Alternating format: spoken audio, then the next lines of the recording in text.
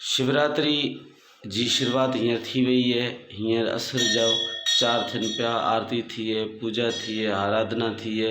हाणे अॼु खां विर्त जी शुरुआत थी वई है। उन खां पोइ अॼु सॼी राति उहा असीं जाॻींदासीं ऐं राति में 4 पहर हूंदा आहिनि।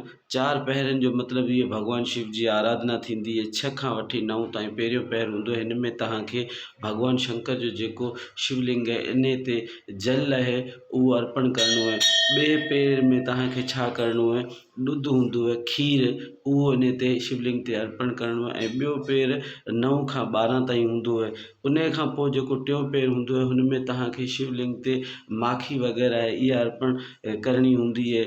ऐं इन जो जेको टाइम आहे उहो 12 खां 3 ताईं आहे। चोथों जेको पेर 3 खां वठी 5 ताईं इन में वरी तव्हांखे जल स्थापना करणी आहे, जल इन ते परवान करिणो आहे।